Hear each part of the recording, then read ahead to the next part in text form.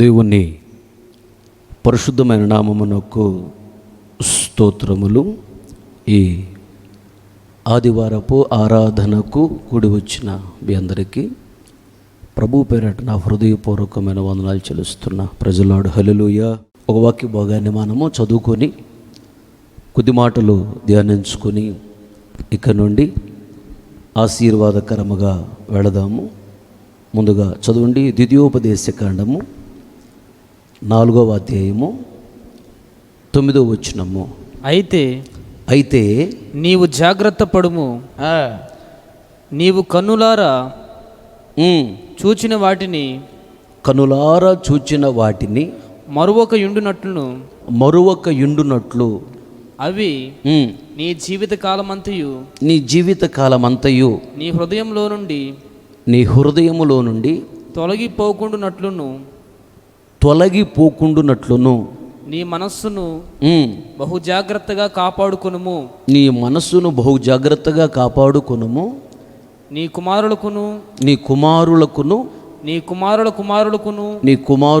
కుమారులకును వాటిని నేర్పి. చాలు. ఈ వాక్య భాగాన్ని మనము గమనించినట్లయితే ఈ వాక్య భాగంలో ఇప్పుడు మనం చదివినటువంటి వాక్యం యొక్క సందర్భం ఏంటంటే, ఐగుప్తు దేశములో బానిసత్వం చేస్తున్న ఇజ్రాయేలును దేవుడు జ్ఞాపకం చేసుకున్నాడు. ఐగుప్తు బానిసత్వం నుండి దేవుడు విడిపించి పాలు ప్రవహించే దేశానికి ఇశ్రాయేలీయులను దైవజనుడు మోషే నాయకత్వంలో తీసుకుని వెళుతున్నాడు. వీళ్ళు ఐగుప్తును విడిచి అరణ్యంలోకి వచ్చిన తర్వాత దైవజనుడు మోషే గారితో దేవుడు చెప్పాడు, ఇశ్రాయేలులకు చెప్పమని. ఏంటి విషయం అంటే, మీరు జాగ్రత్త పడాలి. ఏ విషయంలో జాగ్రత్తగా ఉండాలయ్యా అంటే, ఐగుప్తులో ఉన్నప్పుడు ఎలా అద్భుతాలు చేశానో, ఎలా ఆశ్చర్యకార్యాలు చేశానో, ఎలా శత్రువుల గుండెలో భయాన్ని పుట్టించానో, ఎలా మిమ్మల్ని విడిపించానో, ఎలా మిమ్మల్ని నడిపిస్తున్నానో, ఎలా మీ జీవితాల్లో మేలులు చేస్తున్నానో, ఎలా సముద్రాన్ని పాయలు చేసి ఆరిన నేలన మిమ్మల్ని ఎలా నడిపించానో, అవన్నీ మీరు మర్చిపోకూడదు. మీ మనసులో నుండి వాటిని తొలగిపోకుండా చూసుకోవాలి. మీ పిల్లలకు వాటిని బోధించండి, వారి పిల్లలకు కూడా మీరు బోధించండి. మీరు జాగ్రత్తగా ఉండాలి. ఈ విషయంలో మీ పిల్లలు జాగ్రత్తగా ఉండాలి, వారి పిల్లలు కూడా జాగ్రత్తగా ఉండాలి అని దేవుడు చెప్పాడు. ఎంతవరకంట? మీ జీవిత కాలమంతయు, అనగా మీరు బ్రతుకు దినములన్నిట నేను చేసిన కార్యాలను మీరు గుర్తుపెట్టుకోవాలి. అలాగే ఈ వాక్యాన్ని వింటున్నటువంటి మీ జీవితంలో కూడా పుట్టిన దగ్గర నుండి ఈరోజు వరకు కూడా దేవుడు ఎన్నో అద్భుతాలు మీ జీవితంలో చేశాడు, నా జీవితంలో కూడా దేవుడు చేశాడు. మనకంటే చిన్నవాళ్ళు, మనకంటే అందచందాలు కలిగిన వారు, అన్ని విద్యలలో ఆరితేరిన వారు, మనకంటే జ్ఞానం కలిగిన వారు, మనకంటే ఐశ్వర్యం కలిగిన వారు, మనకంటే గొప్పవాళ్ళే చాలామంది ఈరోజు భూమి మీద లేరు. మనం బ్రతికి బట్టగడుతున్నామంటే ఇది మన గొప్పతనం కాదు, మన జ్ఞానము కాదు, మన భక్తి కానే కాదు. కేవలం దేవుడు కృప చూపించి ఇంకా నిలవబెట్టాడు. కరోనా మొదటి వేవ్లో 1 కోటి మంది పైనే చనిపోయారు. సెకండ్ వేవ్లో కూడా 1 కోటి మంది పైనే చనిపోయారు. కానీ మరణము ఈ కరోనా ద్వారా నీ దగ్గరికి నా దగ్గరికి రాలేదంటే దాని అర్థం ఏంటి తెలుసా? వారికంటే మనం భక్తి గలవారమని కాదు. ఎందుకు ఆ మరణం రాకుండా దేవుడు కృప చూపించి మనల్ని కాపాడాడంటే, మనము సరి చేసుకోవలసింది ఇంకా ఉన్నది, మనం సిద్ధపడవలసింది ఇంకా ఉన్నది. మనం ఇంకా సంపూర్ణ స్థితికి ఎదగలేదు. ఒకవేళ నువ్వు సంపూర్ణ స్థితికి ఎదగకుండానే చనిపోతే నువ్వు దేవుని రాజ్యంలో ప్రవేశించలేవు. అది నీకు తెలియదు, దేవుడికి తెలుసు. అందుకని సరి చేసుకోవడానికి ఇంకా దేవుడు నీకు టైం ఇచ్చాడు. అందుకని కరోనా ముట్టకుండా దేవుడు నిన్ను కాపాడాడు. అయితే దేవుడు చేసిన కార్యాలన్నీ జ్ఞాపకం చేసుకొని ఇక్కడ దాచిపెట్టుకోవాలి. ఇక్కడ దాచిపెట్టుకున్నవి మనసులోకి తీసుకొచ్చుకొని, మనసు అంటే ఆలోచన, దేవుడు ఇన్ని అద్భుతాలు ఆశ్చర్యకార్యాలు చేశాడు కదా నా జీవితంలో, ఇప్పుడు నేను కృతజ్ఞత కలిగి దేవునికి ఏం చేయాలనేది ఇక్కడ ఆలోచించాలి. ఇలా ఎప్పుడైతే నువ్వు ఆలోచిస్తావో నేను దేవుని కొరకు ఏదైనా చేయాలి అనే కృతజ్ఞత భావం నీలో కలుగుతుంది. అందుకని నీ హృదయంలో జ్ఞాపకం చేసుకో, నీ మనస్సులో వాటిని తొలగిపోకుండా స్థిరంగా ఉంచు. ఇక్కడ వివేచించినప్పుడు ఏం జరిగిద్దంటే, దేవుడు ఇన్ని మేలులు చేశాడు నా జీవితంలో, నేను అసలు ఏం చేస్తున్నా ఆయనకి, ఏదన్నా చేయాలి ఆయన కొరకు అనే కృతజ్ఞత కలుగుతుంది. కృతజ్ఞత ఎప్పుడైతే నీలోకి వస్తుందో అప్పుడు ఏం చేస్తావంటే, నువ్వు కృతజ్ఞత కలిగి దేవుణ్ణి స్తుతిస్తారు. కృతజ్ఞత కలిగి దేవుణ్ణి స్తుతిస్తే ఏం జరుగుతుంది? 136వ కీర్తన 1వ చరణం. యెహోవా దయాళుడు, యెహోవా దయాళుడు, ఆయనకు కృతజ్ఞతాస్తుతులు అదుగో కృతజ్ఞతాస్తుతులు చెల్లించుడి, ఆయన కృప నిరంతరముండును చాలు. కృతజ్ఞత కలిగి దేవుణ్ణి ఎప్పుడైతే నువ్వు స్తుతిస్తావో దేవుడు నీకు కృప చూపిస్తాడు. ఎంతకాలం అంట? ఎల్లప్పుడూ కృప చూపిస్తాడు. నీ బ్రతుకు దినములన్నిటి ఇలా చేస్తూ ఉండాలి. కృతజ్ఞత కలిగి దేవుడు చేసిన మేలులు జ్ఞాపకం చేసుకోవాలి, స్థిరంగా మనసులో నిలబెట్టాలి, వివేచించాలి.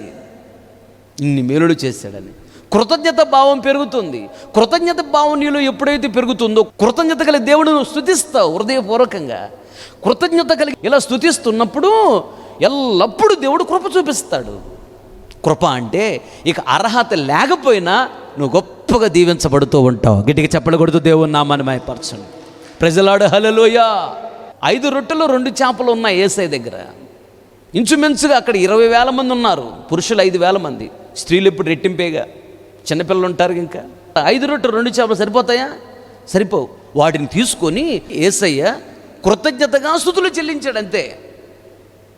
ఎప్పుడైతే కృతజ్ఞత కలిగి యేసయ్య తండ్రికి స్తోత్రం చేశాడో 5 రొట్టెలు 2 చేపలు విరిచి వాళ్ళకి ఇస్తే వాళ్ళందరూ తిని తృప్తి పొందిన మీదట ఇంకా 12 గంపలు మిగిలాయంట. రొట్టెల అభివృద్ధి, చేపల అభివృద్ధి కలిగింది. అక్కడ కరువు తీరిపోయింది, కరువు లేదు. ఎప్పుడైతే యేసయ్య కృతజ్ఞత కలిగి తండ్రిని స్తుతించాడో కరువును ఈ తండ్రి అనే దేవుడు తరివేశాడు, అభివృద్ధినిచ్చాడు అక్కడ. అందుకనే మనం రాజు పాడుకుంటూ ఉన్నాం, నీ నామమును కొనియాడతరమా నా యేసయ్యా, మార్చిను మధురముగా నా మారామనుగడను, చేసెను అలు పెరుగని సూరునిగా, నిలిపెను వెను తిరుగని వీరునిగా, చేసెను అలు పెరుగని సూరునిగా, నిలిపెను వెను తిరుగని వీరునిగా, నీ నామమును కొనియాడతరమా నా యేసయ్యా, మార్చెను మధురముగా నా మారామనుగడను.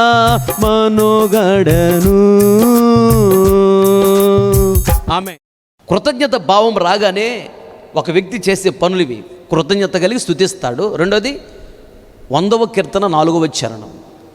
కృతజ్ఞత అర్పణలు చెల్లించుచు ఆయన గుమ్మములలో ప్రవేశించుడి. చాలు. తలలో పైకెత్తిన వైపు చూస్తూ నా మాటలు గమనించండి. కృతజ్ఞత భావము నీలోకి రాగానే వెంటనే నువ్వు చేసే పని ఏంటంటే కృతజ్ఞత కలిగి స్తుతిస్తావు. రెండోది కృతజ్ఞత కలిగి అర్పిస్తావు దేవునికి. కృతజ్ఞత అర్పణ ఎప్పుడైతే నువ్వు అర్పిస్తావో అప్పుడే నీ ఎదుట ఉన్న గుమ్మములలో ప్రవేశించడానికి నీవు యోగ్యుడిగా యోగ్యురాలుగా మార్చబడతావు. మన ఎదుట ఏ ఏ గుమ్మములు ఉన్నవి? యథార్థత అనే గుమ్మం ఉన్నది, అభివృద్ధి అనే గుమ్మం ఉన్నది, పరలోక రాజ్యానికి వెళ్ళటానికి మన ముందు గుమ్మం ఉన్నది. ఇది పరలోకపు గవిని అన్నాడు. ఆశీర్వాదం అనే గుమ్మము నీ ముందే ఉంటుంది, నీతి అనే గుమ్మము నీ ముందు ఉంటుంది, పరిశుద్ధత అనే గుమ్మము నీ ముందు ఉంటుంది. కృప అనేటువంటి గుమ్మము నీ ముందు ఉంటుంది. ఎప్పుడంటే కృతజ్ఞత భావము కలిగి కృతజ్ఞత అర్పణ అర్పించినప్పుడు. మరి కృతజ్ఞత అర్పణ అంటే ఏంటి? అర్పణ అంటే దేవునికి ఇవ్వటాన్ని అర్పణ అంటారు. ఉదాహరణకి నీకు 1000 రూపాయలు ఇచ్చాడు దేవుడు. దేవునికి అప్పుడు నువ్వు 100 రూపాయలు తీసుకొచ్చి దశంబాగు మందిరంలో ఇచ్చావు. నువ్వు దేవునికి ఏది ఇచ్చినట్టు కాదు, దేవునిది దేవునికే ఇచ్చావు. అది కృతజ్ఞత అర్పణ కాదు, కానీ దానికి ఆశీర్వాదం ఉంది. దశంభాగం గురించి దేవుడేం మాట్లాడాడంటే, ఆకాశ వాకిళ్ళు విప్పి పట్టజాలనంతా దీవెనలు కుమ్మరిస్తానన్నాడు. దేవుడు మాట తప్పుడు, అది వాగ్దానం నెరవేరుస్తాడు. కానీ ఆ తర్వాత నీవు ఇంకొక 10 రూపాయలు ఎంతో కొంత దేవునికి ఇచ్చావనుకో, దాన్ని ఏమంటారంటే కానుక. దానిని కృతజ్ఞత అర్పణ అంటారు. కరోనా నుండి దేవుడు నిన్ను విడిపించాడు, ఇంకేదన్నా జబ్బు నుంచి నిన్ను విడిపించాడు, ఇంకేదైనా కోర్టు కేసు నుంచి విడిపించాడేమో, ఇంకేదన్నా సమస్య నుంచి దేవుడు నిన్ను విడిపించాడేమో. నువ్వు దశమ భాగం ఇచ్చి నేను కృతజ్ఞతగా దేవునికి ఇచ్చాను అనుకుంటే పొరపాటు. దశమ భాగం ఇచ్చి ఆ పైన నువ్వు ఎంతైతే దేవునికి ఇస్తావో దానిని కృతజ్ఞత అర్పణ అంటారు.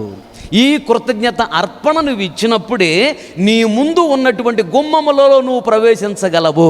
ప్రైజ్ ది లార్డ్, హల్లెలూయా.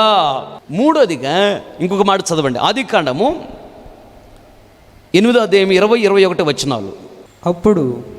అప్పుడు నోవహు యెహోవాకు బలిపీఠము కట్టి పవిత్ర పశువులన్నిటిలోను పవిత్ర పక్షులన్నిటిలోను కొన్ని తీసుకొని బలిపీఠం మీద దహన బలి అర్పించెను. అప్పుడు యెహోవా ఇంపైన సువాసన ఆగ్రహించి ఇక మీదట నరులను బట్టి భూమిని మరలా శపించను. భూమిని మరలా నేను శపించను. ఎందుకనగా నరుల హృదయ ఆలోచన వారి బాల్యము నుండే చెడ్డది. చాలు, తలల పైకెత్తి నా వైపు చూస్తూ నా మాటలు గమనించండి. నోవాకు దినములలో భూ ప్రపంచం మీదకి జల ప్రళయాన్ని పంపించాడు. అప్పుడు భూమి మీద ఉన్న వాళ్ళందరూ చనిపోయారు. ఒక్క నోవాకు కుటుంబం మాత్రమే రక్షించబడింది. అప్పుడు నోవాకు ఇంచుమించుగా సంవత్సర కాలము ఓడలోనే ఉన్నాడు. ఓడలో నీళ్లు తగ్గిపోయిన తర్వాత ఓడ అరారాతు పర్వతం మీద నిలిచింది. ఓడలో నుండి నోవాకు భార్య, నోవాకు 3 కుమారులు, నోవాకు 3 కోడండ్లు, మొత్తం 8 మంది. అలాగే ఈ జీవరాశులన్నింటిలో కూడా మగది ఆడది 2 మొత్తాన్ని బయటికి తీసుకుని వచ్చాడు. భూప్రపంచం మీదకి జలప్రళయం వచ్చింది, అందరూ చనిపోయారు. కానీ నా కుటుంబాన్ని దేవుడు కాపాడాడని కృతజ్ఞత కలిగి బలి అర్పించాడు. అక్కడ ఆ సువాసనను ఆగ్రహించినటువంటి దేవుడు అతన్ని ఆశీర్వదించాడు. ఏమని ఆశీర్వదించాడు అంటే, ఇట్లా జలప్రళయాన్ని పంపించి నేను ఇంకెప్పుడు ఇంత ఘోరంగా మనుషుల్ని ఎప్పుడు నేను ఇంక చంపను అని వాగ్దానం చేశాడు. వాగ్దానం ఇచ్చాడు, వాగ్దానం నెరవేర్చాడు. ఇప్పటి వరకు ఏ రోజు కూడా అలా జలప్రళయం ద్వారా భూప్రపంచం అంతా కూడా అట్లా నాశనం చేయలేదు దేవుడు. ఆ రోజు ప్రపంచం మొత్తాన్ని కదిలించింది జలప్రళయం, కానీ నోహా కుటుంబం మాత్రం జలప్రళయానికి బలైపోలా. ఈరోజు కరోనా వైరస్ వచ్చి ప్రపంచం మొత్తాన్ని కదిలించింది. నోవాకు కుటుంబాన్ని ఎలా ఆ రోజు జలప్రళయం ఏం చేయలేకపోయిందో, కరోనా వైరస్ మనల్ని కూడా ఏం చేయలేకపోయింది. గట్టిగా చెప్పడకూడదు దేవుని మాయపరచు. ప్రైజ్ ది లార్డ్, హల్లెలూయా. కనుక నోవాకు జలప్రళయం నుంచి బయటకు వచ్చిన తరువాత కృతజ్ఞత కలిగి దేవుని బలి అర్పించాడు. ఇప్పుడు మనము కూడా కృతజ్ఞత కలిగి దేవునికి బలి అర్పించాలి. మన దేవుడు బలి కోరుకుంటాడా? బలి కోరుకునేవాడు కాదు. ఆ రోజులు బలి అర్పించేవాళ్ళు. ఇప్పుడు మనం అర్పించవలసిన బలి ఏంటంటే జంతువులను బలి ఇవ్వటం కాదు, మనమే దేవుని కొరకు బలి అయిపోవాలి. బలి ఏంటేంటి? చంపటం. మనమే దేవుని కొరకు చనిపోవాలి. అదేంటి? రోమిలికి రాసిన పత్రిక 12వ అధ్యాయం 1వ వచనం చూడు, అక్కడ ఏముంటుందో. కాబట్టి సహోదరులారా పరిశుద్ధమును దేవునికి అనుకూలమునైన సజీవ యాగముగా మీ శరీరములను ఆయనకు సమర్పించుకొనుడని దేవుని వాత్సల్యమును బట్టి మిమ్మల్ని బతిమాలు కొనుచున్నాను. చాలు, దేవునికి స్తోత్రం, హల్లెలూయా. బ్రతికి ఉండగానే మనమే దేవుని కొరకు బలైపోవాలంట. అంటే అర్థం ఏంటంటే నీలో ఉన్నటువంటి పాపాన్ని చంపాలి. అది కృతజ్ఞత బలి అంటే. ఇలా ఎప్పుడైతే నువ్వు చేస్తావో దేవుడు నిన్ను గొప్పగా దీవిస్తాడు. దేవునికి స్తోత్రం.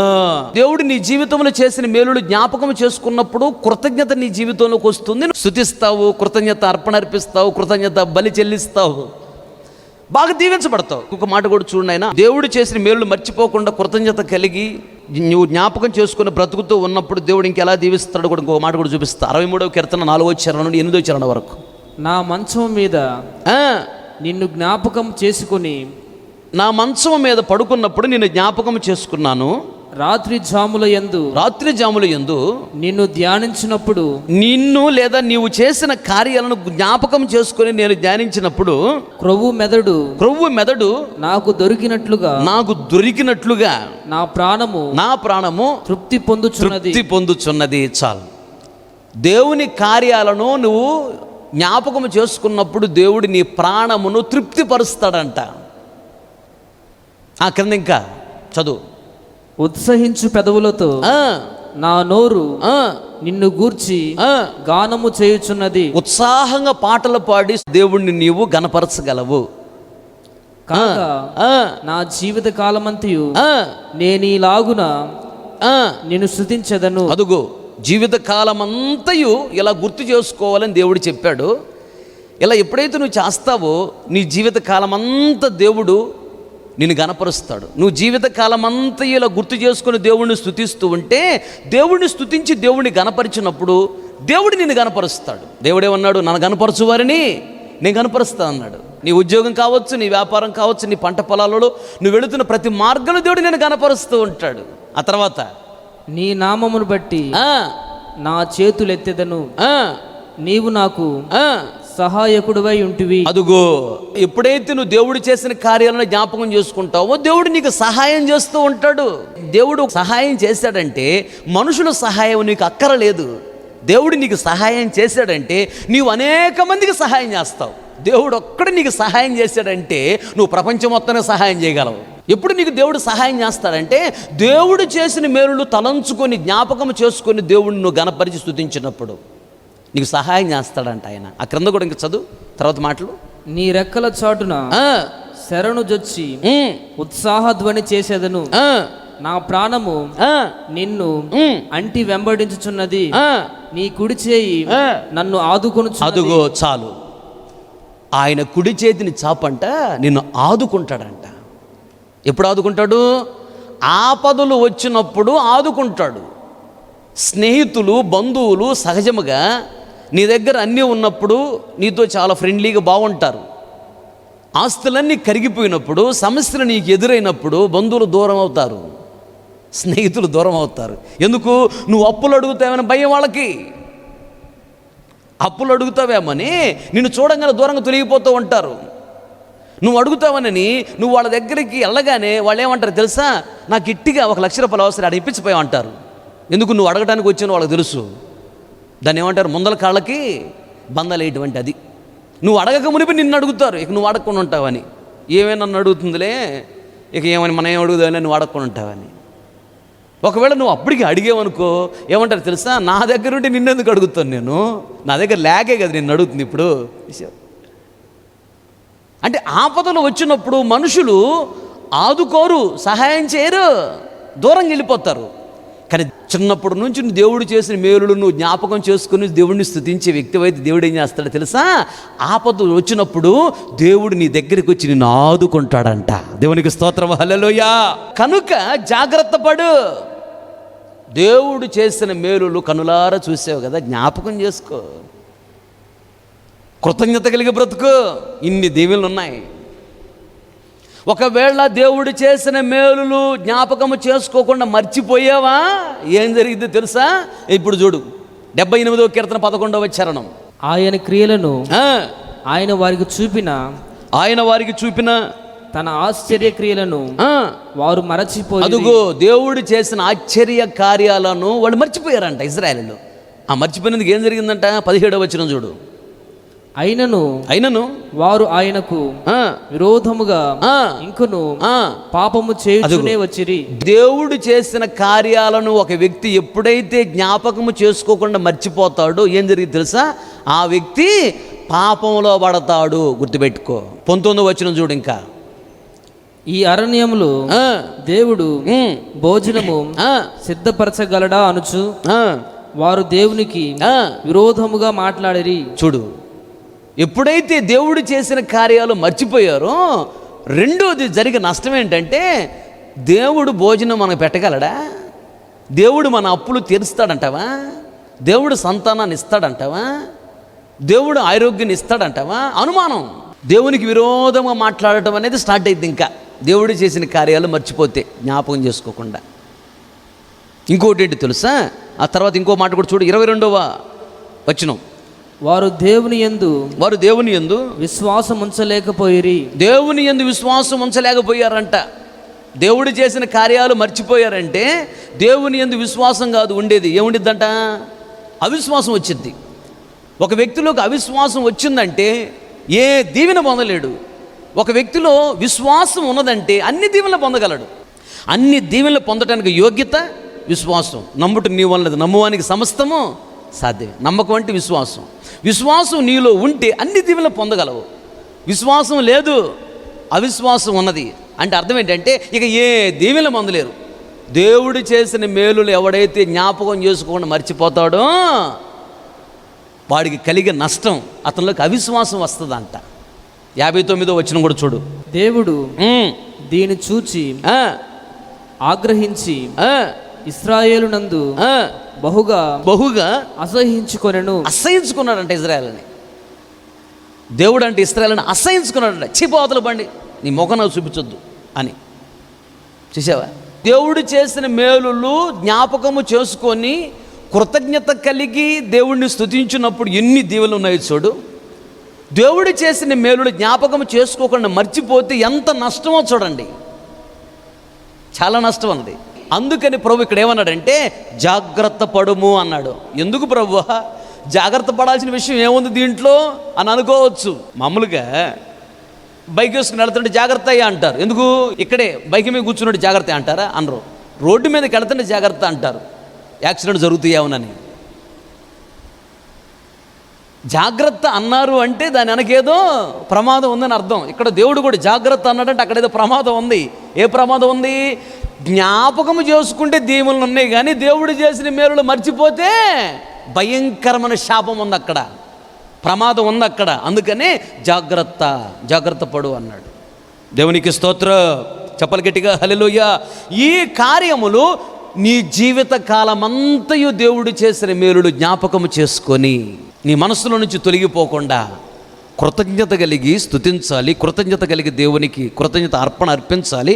కృతజ్ఞత బలి చెల్లించాలి. అప్పుడు నువ్వు గొప్పగా దీవించబడతావు. ఆమేన్ హల్లెలూయా. అలాగే ఇంకొక విషయము, ద్వితీయోపదేశకాండ 16వ వచనం. పస్కా పండుగలో పొంగిన దేనినైనను తినకూడదు. నీవు త్వరపడి ఐగుప్తు దేశంలో నుండి వచ్చితివి కదా. నీవు ఐగుప్తు దేశంలో నుండి వచ్చిన దినమును నీ జీవితం అన్నిటిలో లేదా నీ జీవిత కాలం అంతయు జ్ఞాపకం చేసుకున్నట్లు జ్ఞాపకము చేసుకున్నట్లు బాధను స్మరణకు తెచ్చు పొంగని ఆహారమును 7 దినములు తినవలెను. తలపైకి నా వైపు చూస్తున్న మాటలు గమనించండి. దాని అర్థం ఏంటి చెప్తాను. దేవుడు మోషేకి చెప్పాడు ఇశ్రాయేలుకి చెప్పమని. ఏంటి విషయం అంటే, కనాను దేశానికి వెళ్ళాలి, ఐగుప్తు నుంచి బయలుదేరని అనగానే త్వరగా మీరు బయలుదేరి వచ్చారు కదా. ఏ రోజైతే ఐగుప్తు నుండి మీరు బయలుదేరి వచ్చారో, ఏ రోజు మీరు ఐగుప్తు దేశాన్ని విడిచిపెట్టారో ఆ రోజును, ఆ దినమును మర్చిపోకుండా జ్ఞాపకం చేసుకోండి అంటున్నాడు. ప్రతి సంవత్సరము ఆ దినము వచ్చిందా, ఆ దినమంట పొంగని ఆహారం తినాలంట. ఏ రోజు నిన్ను ఐగుప్తు నుంచి దేవుడు విడిపించాడో ఆ దినాన్ని నువ్వు గుర్తుపెట్టుకోవాలి. దాని అర్థం ఏంటంటే, ఏ రోజు దేవుడు నిన్ను పాపం నుంచి విడిపించాడో అనగా ఏ రోజు నువ్వు బాప్తీసం తీసుకున్నావో ఆ దినాన్ని నువ్వు జ్ఞాపకం చేసుకో. దేవునికి స్తోత్ర. నువ్వు బాప్తీసం తీసుకున్న దినం వచ్చింది ప్రతి సంవత్సరం. వచ్చినప్పుడు అదే నీ పుట్టినరోజు. వాస్తవంగా ఈ శరీరం పుట్టినరోజు కాదు ముఖ్యం, ఆత్మ సంబంధమైనట్టు పుట్టినరోజు ముఖ్యం. బాప్తీసం ద్వారా బాప్తీసం తీసుకున్నప్పుడు నువ్వు పాపం నుంచి విడుదల పొందావు. బాప్తీసం తీసుకున్నప్పుడు యేసయ్య తండ్రితో నీ చేతిని కలిపాడు, సమాధానం కలుగు చేశాడు. నువ్వు ఆశీర్వాదమునకు యోగ్యముగా మార్చబడ్డ దినం అది. సాతాను చేతుల నుంచి దేవుడు నిన్ను బయటికి లాగిన దినం అది. సాతాను విషకోరల నుంచి బయటికి లాగిన దినం అది. సాతాను కపనస్తాల నుంచి బయటికి లాగిన దినం అది. దేవుని ఆశీర్వాదమునకు యోగ్యముగా మార్చిన దినం అది. దేవుని రాజ్యమునకు యోగ్యముగా మార్చిన దినం అది. దేవుని రాజ్యానికి వెళ్ళటానికి టిక్కెట్ కొనుక్కున్న దినం అది. నీ బ్రతుకు దినములన్నిట నీ జీవితకాలం అంతయు ఆ దినాన్ని నువ్వు మర్చిపోగాక అంటాడు. బాప్తీసం తీసుకున్న దినం ప్రతి సంవత్సరం వచ్చింది కదా. వచ్చినప్పుడు అంట ఆ దినం ఏం చేయాలంట? పొంగని ఆహారం తినాలంట. జాగ్రత్తగా గమనించాలి. పొంగటం అంటే ఏంటి? అబ్బా ఏం పొంగుతున్నాడు రా అంటారు. పొంగటం అంటే గర్వం. పొగిడితే పొంగకూడదు, తిడితే కురింగిపోకూడదు. అప్పుడే నువ్వు దీవించబడతావు, పరలోక రాజ్యానికి వస్తావు. పొంగని ఆహారం తినాలంట. ఆహారం అంటే ఆశీర్వాదము. పొంగనిది అంటే పొంగలేదు అంటే గర్వం లేదు. గర్వం లేకుండా ప్రవర్తించాలి. దేవుడు నిన్ను పాపం నుంచి విడిపించాడు, శాపం నుంచి విడిపించాడు కదా ఒక దినాన. ఆ దినాన్ని గుర్తుపెట్టుకో. ఆ దినం వచ్చినప్పుడల్లా నువ్వు ఎలా కనపడాలి అంటే పొంగని ఆహారం తినే వ్యక్తిగా కనపడాలంట. అంటే గర్వము లేనటువంటి వ్యక్తిగా కనపడాలి. అదేంటి గర్వం ఎందుకు వచ్చింది అంటే నువ్వు బాప్తీసం తీసుకున్న తర్వాత కృప పొందుకుంటావు. ఎల్లకాలం ఒకే విధంగా ఉండవు. ఈ సంవత్సరం నీకు ఉద్యోగం లేని స్థితిలో ఉండొచ్చు. వచ్చే సంవత్సరం నువ్వు బాప్తీసం తీసుకునే సమయానికి ఉద్యోగం వచ్చి ఉండొచ్చు నీకు. ఆ పై వచ్చే సంవత్సరం బాప్తీసం తీసుకునే దినం వచ్చే సమయానికి నీకు కారు ఉండొచ్చు. ఆ పై వచ్చే సంవత్సరం బాప్తీసం తీసుకునే దినం వచ్చే సమయానికి నీకు మంచి బిల్డింగ్ ఉండొచ్చు. ఇట్లా 10 సంవత్సరాల తర్వాత బాప్తీసం తీసుకునే దినం వచ్చిద్దే, ఆ సమయానికి నువ్వు లక్షాధికారిగా ఉండొచ్చు, చెప్పలేము. దేవుడు నిన్ను బాగా దీవించవచ్చు. ఇప్పుడంటే ఏమీ లేదు కాబట్టి బాప్తీసం తీసుకునే దినం రాగానే మోకరించి అన్న నా కోసం ప్రార్థన చేయండి అన్న, ఈరోజు బాప్తీసం తీసుకునే రోజు అన్న దేవుడు నన్ను పాప నుంచి విడిపించాడన్న ప్రార్థన చేయండి అన్న అంటారు. సహజంగా కూటమి పెట్టుకుంటా ఉంటావు. కానీ కొన్ని సంవత్సరాలు గడిచిన తర్వాత బాప్తీసం తీసుకునే దినం వచ్చింది. అప్పుడు దరిద్రతలో ఉండవు, కరువులో ఉండవు, కన్యల మధ్యలో ఉండవు, అప్పుల్లో ఉండవు, రోగాల్లో ఉండవు, సమస్యల్లో ఉండవు, బాగా దీవించబడి ఉండొచ్చు. అప్పుడు కూడా గర్వము రాకూడదంట. ప్రజలాడు హల్లెలూయా. గర్వము లేకుండానే ఆహారం తినాలి. ఆహారం తినటం అంటే ఆశీర్వాదాన్ని అనుభవించటం. ఏ ఆశీర్వాదం? ఏ ఆశీర్వాదం లేదని కన్నీళ్లు కారుస్తున్నావో, ఏ ఆశీర్వాదం లేదని దుఃఖపడుతున్నావో, ఏ ఆశీర్వాదం లేదని ఏడుస్తున్నావో, ఏ ఆశీర్వాదాన్ని నీ చేతితో పట్టుకోలేకపోతున్నావో, ఆశీర్వాదాలన్నీ నీకు ఇస్తాడు. తప్పనిసరిగా ఇస్తాడు, ఇవ్వడానికి పిలిచాడు. అయితే ఈ ఆశీర్వాదాలు ఇవ్వాలంటే దేవుడు ఏ రోజు నిన్ను ఐగుప్తు నుంచి విడిపించాడో, ఏ రోజు నిన్ను పాపం నుంచి విడిపించాడో ఆ రోజును గుర్తు చేసుకొని నీ బ్రతుకు దినములన్నిట, నీ జీవితకాలం అంతయు ఆ దినమును గుర్తు చేసుకొని నన్ను దేవుడు విడిపించాడు, దేవుని ఆశీర్వాదం యోగ్యంగా మార్చాడని గుర్తుపెట్టుకొని కృతజ్ఞత కలిగి బ్రతకాలి. గర్వము లేకుండా ప్రవర్తించాలి. ఏ స్థాయికి దేవుడు నిన్ను తీసుకుని వెళుతున్నా గర్వం లేకుండా ప్రవర్తించాలి. పొంగని రొట్టెలు తినాలి, పొంగని ఆహారం తినాలి. అంటే గర్వాన్ని విడిచిపెట్టి గర్వము లేకుండా ఆశీర్వాదాన్ని నువ్వు అనుభవించాలి. దేవునికి స్తోత్రం. చెప్పాలంటే గట్టిగా హల్లెలూయా. ఆశీర్వాదం ఇస్తాడు, అయితే గర్వం లేకుండా దాన్ని అనుభవించాలి. గర్వం రానివ్వకూడదు పొర్రపాటున్నా. ఏ స్థితికి దేవుడు నిన్ను తీసుకుని వెళ్ళినా దాని అర్థం అది. కనుక ఒకటి చెప్పాను, నీ బ్రతుకు దినములన్నిట నువ్వు ఎలా ఉండాలంటే పుట్టిన దగ్గర నుంచి ఇప్పుడు వరకు నీ జీవితంలో ఎన్ని మేలులు చేశాడో కనులారా చూసావుగా, చెవులారా విన్నావుగా, అనుభవించావు కదా. వాటిని మర్చిపోకుండా హృదయంలో జ్ఞాపకం చేసుకో, మనసులో నుంచి తొలగిపోకుండా కాపాడుకో, కృతజ్ఞత కలిగి ప్రవర్తించు, జాగ్రత్త. అప్పుడు నువ్వు దీవించబడతావు. ఇది నీ బ్రతుకు దినములన్నిటా చేయాలి. రెండోది, నీ జీవిత కాలమంతయు నువ్వు చేయవలసిన పని ఏంటంటే ఏ రోజైతే నిన్ను ఐగుప్తు నుంచి విడిపించాడో, ఏ రోజైతే నేను పాపం నుంచి దేవుడు విడిపించాడో, నీ బ్రతుకు దినములన్నిట ఆ దినమును గుర్తు చేసుకో. గర్వం లేకుండా ప్రవర్తించు. నేను ఏ పార్టీ వాడను, ఏ పార్టీ దాన్ని, ఇదంతా కేవలం దేవుని కృప అని. దేవుని కృప వల్లనే మనము రక్షించబడితే అని రాయబడి ఉన్నది. ఈ రక్షణ భాగ్యం అనేది మనకి దేవుని కృప వల్లనే వచ్చింది. మన భక్తిని బట్టి కాదు దేవుడు మనం రక్షించింది. దేవుని ఉచితమైన కృప వల్లనే మనం రక్షించబడ్డాము. గర్వించడానికి మనలో ఏముంది? దేవుడు ఏ రోజైతే ఐగుప్తు నుంచి విడిపించాడో, ఏ రోజు నేను పాపం నుంచి విడిపించాడో, ఏ రోజు బాప్తిసం తీసుకున్నావో ఆ రోజు నుండి నీ బ్రతుకు దినములన్నిటి ఎలా ఉండాలంటే గర్వము లేకుండా ప్రవర్తించాలి. అప్పుడే నువ్వు ఆశీర్వాదం పొందగలవు. ఒక స్థాయికి తీసుకుని వెళ్తూ ఉంటాడు, పొర్రపాటున గర్వం కనపడకూడదు. అప్పుడే దేవుడు నిన్ను గొప్పగా దీవిస్తూ ఉంటాడు. పొంగని ఆహారం తినాలి అంటే గర్వం లేకుండా ఆశీర్వాదాన్ని అనుభవించాలి. దేవునికి స్తోత్రం. చెప్పలు గట్టిగా హల్లెలూయా. అది రెండో విషయం. మూడోదిగా ఇంకొక విషయం కూడా నేను మీతో పంచుకుంటాను. ద్వితీయోపదేశ కాండము 6వ అధ్యాయము 2-3 వచనాలు.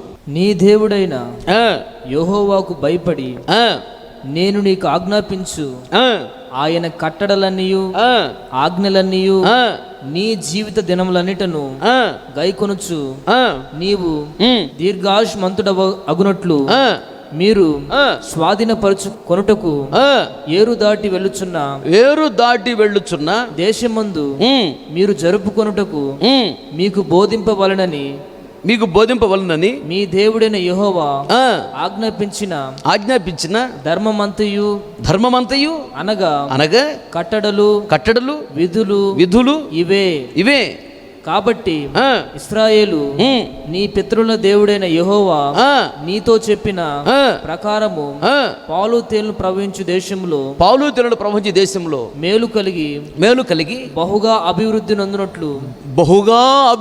నొందునట్లు నీవు వాటిని విని అనుసరించి నడుచుకొనవలెను. చాలు. దేవునికి స్తోత్రం. చెప్పాలి గట్టిగా హల్లెలూయా. మూడోదిగా నీ జీవిత కాలం అంతయు నువ్వు చేయవలసిన పని ఇంకోటి ఉన్నది. ఏంటంటే దేవుడు ఇచ్చినటువంటి ఆజ్ఞలను, విధులను, కట్టడలను నువ్వు గుర్తుపెట్టుకొని ఒకటి ఆజ్ఞల మార్గం నడిపించు ప్రభువుని ప్రార్థన చేసుకుంటూ దేవుని ఆజ్ఞల మార్గంలో, విధుల మార్గంలో, కట్టడల మార్గంలో నువ్వు నడుస్తూ ఉండాలి. నువ్వు నడుస్తూ నీ పిల్లలను కూడా నడిపించాలి. నీ బ్రతుకు దినములన్నిటి ఎప్పుడైతే ఇలా నువ్వు చేస్తానంట దేవుడు ఏం చేస్తాడంట? నిన్ను ఏరు దాటిస్తాడు. ఒకప్పుడు యూదులు మాదియా పార్సిక దేశాలలో బానిసలుగా ఉన్నారు వీళ్ళు. కానీ ఇప్పుడు వీళ్ళు ఎంత డెవలప్ అయ్యారో తెలుసా? ఆ దేశాలను వాళ్ళని శాసించే స్థితికి ఎదిగారు వీళ్ళు. ఇప్పుడు మన ఇరాన్ దేశం మీదకి బాంబులు వేసారు వీళ్ళు, మామూలు కాదు. ఇరాన్ వాళ్ళు అణుబాంబులు తయారు చేస్తూ ఉంటే కరెక్ట్గా వాళ్ళు ఎక్కడైతే బాంబులు తయారు చేస్తున్నారు, అణుబాంబులు, వాటిని ఛేదించారు. కరెక్ట్గా వాళ్ళు ఆ స్థావరాలను మొత్తం నాశనం చేశారు బాంబులు వేసి. ఇజ్రాయెల్ మామూలు కాదు. ఆ ప్రాంతంలో ఉన్న వాళ్ళందరూ గడగడ వణికిస్తున్నారు. ఒకప్పుడు ఇరాన్ దేశంలో, దక్షిణ ఇరాను అంటే మాదియా పార్సిక దేశాలు, ఒకప్పుడు వాళ్ళ దగ్గర యూదులు బానిసలు. ఇప్పుడు వాళ్ళలో నుంచి దేవుడు విడిపించి వాళ్ళ మీదకే దూసుకుని వెళ్ళేటట్టుగా భయపడకుండా అలా తయారు చేశాడు. చూడు వీళ్ళని దేవుడు ఎలా చేశాడు, ఎలా అభివృద్ధి చేశాడు. ఆ చుట్టుపక్కల ఉన్న దేశాలు ఉన్నాయి కదా, ఒకప్పుడు వాళ్ళ దగ్గర వీళ్ళు బానిసలు ఉన్నవాళ్ళు. ఆ బానిసత్వం నుంచి దేవుడు విడిపించి వాళ్ళని ఎదిరించేటువంటి ధైర్యము, వాళ్ళని ఎదిరించేటువంటి సత్తా, వాళ్ళని ఎదిరించేటువంటి బాహుబలము, వాళ్ళని ఎదిరించేటువంటి ఆ శక్తిని, ఆ జ్ఞానాన్ని, ఆ కృపను దేవుడికి ఇలా అనుగ్రహించాడు. ఎంతగా దేవుడు దీవించాడు. అయితే వాళ్ళు ఏరు దాటి వెళ్ళారు. అలాగే నీ జీవిత కాలం అంతయు పాలు తేనెలు ప్రవహించే కనాను దేశాన్ని తీసుకుని వెళ్ళి మిమ్మల్ని బహుగా అభివృద్ధి చేస్తానని చెప్పాడు. ఏరు దాటించి ముందుకు తీసుకెళ్తాడంట. ఏరు అంటే యోర్దాను నది. యోర్దాను నది అంటే బాప్తిస్మము. బాప్తిస్మం అంటే మరణము. మరణము అంటే అగ్నిగుండము. ఇక్కడ ఏరు దాటిస్తాడు అంటే అగ్నిగుండం నుండి తప్పిస్తాడు. దేవునికి స్తోత్రం. చెప్పలు గట్టిగా హల్లెలూయా. పాలు తేనెలు ప్రవహించే దేశానికి తీసుకుని వెళతాడు అంటే పరలోక రాజ్యాన్ని తీసుకెళ్తాడు. అక్కడ రాయబడి ఉంది బహుగా అభివృద్ధి చేస్తాడంట. అదే నా మాట ఉంది. 3వ వచనం లాస్ట్లో ఉండేది ఆ మాట. పాలు తేనెలు ప్రవహించే దేశంలో మేలు కలిగి బహుగా అభివృద్ధి నొందినట్టు. అదుగో బహుగా అభివృద్ధి నొందుతావు. ఇక్కడే దేవుడు నిన్ను బహుగా అభివృద్ధి చేస్తాడు, ఏరు దాటిస్తాడు, అంటే అగ్నిగుండం నుంచి తప్పిస్తాడు. అంతేకాదు పాలు తేనెలు ప్రవహించే దేశాన్ని తీసుకెళ్తాడు, అనగా కనాను దేశాన్ని తీసుకెళ్తాడు. కనాను దేశం అంటే పరలోక రాజ్యమునకు సాదృశ్యముగా ఉన్నది. దేవునికి స్తోత్రం చెప్పాలి గట్టిగా, హల్లెలూయా. దేవుడు నిన్ను ఇలా దీవించాలని ఆశపడి ఈరోజు నీతో మాట్లాడుతున్నాడు. అయితే నీ బ్రతుకు దినములన్నిట ఆజ్ఞల మార్గం నడవటం నేర్చుకో. నీ పిల్లలను కూడా అలా నడిపించు. కొందరు చెప్తుంటారు, వాళ్ళ అమ్మ నాన్న మంచి భక్తి గలవరయ్యా, ఈ రెట్టబుట్టాడు కానీ ఈ దుర్మార్గుడు అంటుంటారు. ఈ అమ్మ ఎంత దుర్మార్గుడు రెట్టబుట్టిందో కానీ వాళ్ళ అమ్మ నాన్న మంచి భక్తి గలవరయ్యా అంటుంటారు. తల్లిదండ్రులు మంచోళ్లే కానీ పిల్లలను సరైన మార్గంలో నడిపించలేదని అర్థం. పిల్లల్ని కొట్టకుండా తిట్టకుండా పెంచితే దుర్మార్గులు అవుతారు. దేవుడే చెప్పాడు ఆ మాట. బెత్తం వాడని తండ్రి కుమారుడికి విరోధి, శత్రువు అంట. తప్పు చేసినప్పుడు పిల్లల్ని గద్దించాలి, బుద్ధి చెప్పాలి, సరిచేయాలి, వాళ్ళకి నేర్పించాలి. ఆజ్ఞల మార్గం నువ్వు నడవడమే కాదు, నీ పిల్లలను కూడా నడిపించవలసిన బాధ్యత నీ మీదే ఉంది. దేవుడు లెక్క అడుగుతాడు. నీ పిల్లల్ని ఇచ్చాను కదా, ఎలా పెంచావు? నువ్వు వచ్చావు మంచిదే, నీ పిల్లలను కూడా తీసుకొచ్చావు పరలోక రాజ్యానికి, లెక్క అడుగుతాడు. చాలదయ్యా అంటే అసలు నువ్వు కూడా వద్దులే అంటాడు పరలోక రాజ్యానికి. పిల్లలు లేరు, పిల్లల్ని ఏడిచావు, పిల్లల్ని ఇచ్చాను, పిల్లల భక్తి నేర్పించలా అని దేవుడు అడుగుతాడు లెక్క. అందుకని నువ్వు భయము కలిగి ఉండు. భయము కలిగి దేవుని ఆజ్ఞల మార్గంలో, కట్టడల మార్గంలో, విధుల మార్గంలో నువ్వు నడువు. నీ పిల్లలను కూడా నడిపించు చిన్నప్పటి నుంచే. అలా ఎప్పుడైతే నడిపిస్తావో ఒకటి ఏరు దాటిస్తాడు, బహుగా అభివృద్ధి చేస్తాడు. పాలు తేనెలు ప్రవహించే కనాను దేశం అనగా పరలోక రాజ్యాన్ని నిన్ను తీసుకుని వెళతాడు. ఇంకంతకంటే ఏం కావాలి? దేవునికి స్తోత్రం చెప్పాలి గట్టిగా, హల్లెలూయా. కనుక జీవిత కాలం అంతయు ఆజ్ఞల మార్గంలో నడవాలి, నా పిల్లలను నడిపించుకోవాలి అని అనుకుంటే చాలదు. ప్రతిరోజు ప్రభువుని అడిగి బ్రతిమలాడుకోవాలి. అయ్యా నీ ఆజ్ఞల మార్గంలో నన్ను నడిపించు, నీ ఆజ్ఞల మార్గంలో నా పిల్లలను నడిపించుకునే కృప నాకు ఇవ్వు, నీ ఆజ్ఞల మార్గం నడవటానికి అవసరమైన జ్ఞానం నాకివ్వు, నా పిల్లలను కూడా నీ ఆజ్ఞల మార్గం నడిపించేటువంటి జ్ఞానం నాకివ్వు. ఇలా ప్రతిరోజు నువ్వు ఎప్పుడైతే ప్రార్థన చేస్తూ ఉంటావో ఆ కృపను, ఆ జ్ఞానాన్ని నీకు ఇస్తాడు. అలా ఎప్పుడైతే నువ్వు ఆజ్ఞల మార్గం నడుస్తూ ముందుకు వెళుతూ ఉంటావో, నీ పిల్లలను కూడా నడిపించుకుంటూ తీసుకుని వెళుతూ ఉంటావో ఆటోమేటిక్గా నీకు వచ్చే దీవెనలే ఇవి. మోకరించండి, ప్రార్థన చేసుకుందాం. మహాపరిశుద్ధుడా, మహాగణుడా, మహోన్నతుడా, నిత్య నివాసి, నీకు స్తోత్రం. నువ్వెంతైనా నమ్మదగిన దేవుడవు. ఈ మధ్యాహ్న కాల సమయంలో ఆత్మస్వరూపిగా మా మధ్యకి దిగి వచ్చి మీ దాసుడిగా నన్ను మరుగుపరచి సంఘముతో తేటగా సూటిగా ఆదరిస్తూ, ఓదారుస్తూ, బలపరుస్తూ, తృప్తిపరుస్తూ, సాధ తీరుస్తూ, హెచ్చరిస్తూ మీరు మాట్లాడిన ప్రతి మాటను బట్టి నీకు స్తోత్రము, స్తోత్రము దేవా, నీకు స్తోత్రమయ్యా. మా జీవిత కాలం అంతయు మేము ఎలా బ్రతకాలో, ఎలా బ్రతకకూడదో మీరు మాకు నేర్పించినందుకు స్తోత్రమయ్యా. మీ జీవిత కాలం అంతయు చేసిన మేలులను జ్ఞాపకము చేసుకొని మర్చిపోకుండా, మీ కన్నులతో చూసినటువంటి కార్యాలను, చెవులతో విననటువంటి కార్యాలను, మీరు అనుభవించినటువంటి కార్యాలను, ఆ మేలులను కొన్ని హృదయంలో జ్ఞాపకం చేసుకుని మర్చిపోకుండా, మనస్సులో నుంచి తొలగిపోకుండా స్థిరముగా మనసులో ఉంచుకొని వివేచన కలిగి, కృతజ్ఞత కలిగి దేవా నిన్ను స్తుతించాలని, కృతజ్ఞత కలిగి నీకు అర్పణ అర్పించాలని, మూడోది కృతజ్ఞత కలిగి బలి చెల్లించాలి. అనగా నీకు ఇష్టం లేని మాలో ఉన్న పాపాలను చంపివేయాలని, చేసిన మేలులో తలంచుకుంటూ జ్ఞాపకం చేసుకొని మర్చిపోకుండా ఇలా ప్రవర్తించడానికి మేము జాగ్రత్త పడాలని హెచ్చరిస్తూ మాట్లాడారు. దేవా నీకు స్తోత్రం.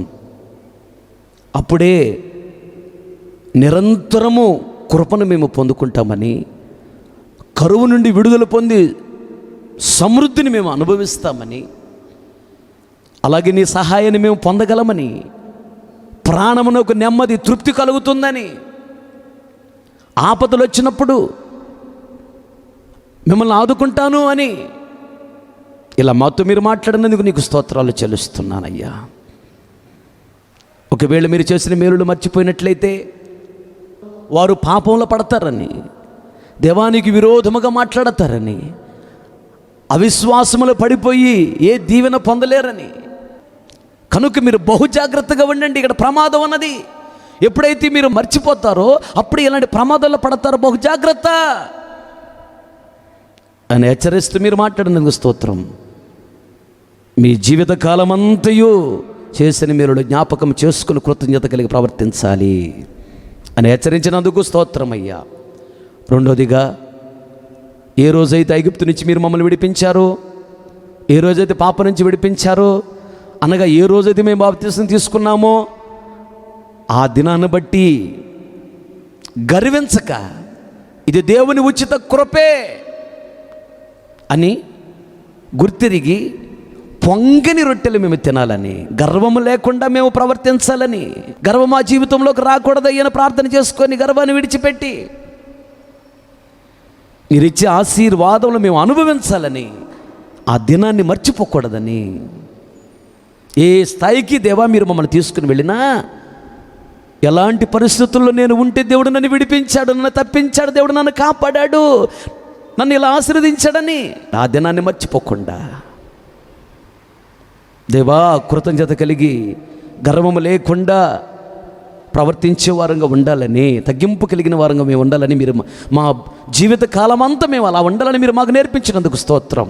మూడోదిగా, జీవిత కాలమంతయు నీ ఆజ్ఞల మార్గములో, నీ కట్టడల మార్గములో, నీ విధుల మార్గములో మేము నడవాలని, అలాగే పిల్లలకు కూడా నేర్పించాలని, అప్పుడే ఏరు దాటిస్తారని. ఏరు అంటే యోర్ధన నది. యోర్ధన నది అంటే బాప్తిస్మ. బాప్తిస్మ అంటే మరణము. మరణం అంటే అగ్నిగుండము. అగ్నిగుండం నుంచి తప్పిస్తానని, బహుగా అభివృద్ధి చేస్తానని, కనాననే పరలోక రాజ్యాలను చేరుస్తానని, జీవితకాలం అంతయు ఆజ్ఞల మార్గంలో నడవాలని, పిల్లలకు నేర్పించాలని దేవా మీరు మాట్లాడారందుకు నీకు స్తోత్రం. ఎత్తబడిన వాక్యం వృధా కాకూడదు. విన్న ప్రతి గుండెల వాక్యాన్ని స్థిరపరచండి, వాక్యానుసారం జీవితం అనుగ్రహించండి, పశ్చాత్తాప కన్నీటాత్మను కుమ్మరించండి. ఈ వాక్యాన్ని వేవేల మందికి ఆశ్చర్యకరంగా మార్చండి ప్రభువా. విన్న ప్రతి ఒక్కరు దీవించబడుదురుగాక, విన్న ప్రతి ఒక్కరు ఆశీర్వదించబడాలి, విన్న ప్రతి ఒక్కరు సరి చేయబడాలి. ఈ వాక్యాన్ని విన్న ప్రతి ఒక్కరిని రాజ్యాన్ని సిద్ధపరచబడాలి. ఆశీర్వదించమని అడుగుతున్నా. బయలుదేరి వెళుతుండగా మీ సన్నిధిని సముఖాన్ని తోడుగుంచండి, సకల క్షేమముగా మేము చేర్చండి, సాతనాటంకాలు లయపరచండి, మీ చిత్తు నీ ఉద్దేశం నెరవేర్చండి. త్వరలో మేము అందరము కలుసుకొని ఇలా నేను స్తుతించడానికి, గణపరచడానికి, ఆరాధన చేయడానికి కృప చూపించమని అడుగుతున్నాను. ఆశీర్వదించమని అడుగుతున్నా. ముందున కార్యక్రమంలో తోడుగా, నీడగా, ఇమ్మానుయేలుగా మీరు నడిపించి నీ ఘనమైన నామానికి మాత్రమే మహిమ తెచ్చుకోమని యేసు అతి పరిశుద్ధమైన నామములో అడిగి పొంది నాము తండ్రి, ఆమేన్. తండ్రి అయిన దేవుని ప్రేమ, కుమారుని యేసుక్రీస్తు వారి కృప, పరిశుద్ధాత్మని అన్యోన్య సహవాసము, సన్నిధి, సముఖం చేరిన మనకును, ప్రపంచంలో సకల కోటి పరిశుద్ధులందరికీ, మరి ముఖ్యంగా వాక్యాన్ని విని తీర్మానం చేసుకుని ప్రతి ఒక్కరు దృష్టి ఉంచి ఆశీర్వదించి అంతవరకు దేవుడు నడిపించునుగాక. ఆమేన్. హల్లెలూయా. ఇంతటితో ఈ ఆదివారపు ఆరాధన ముగించబడింది. ఓపికతో వాక్యం మీ అందరికీ ప్రభు పేరట నా హృదయపూర్వకమైన వందనాలు చెల్లిస్తున్నా. Praise the lord. హల్లెలూయా.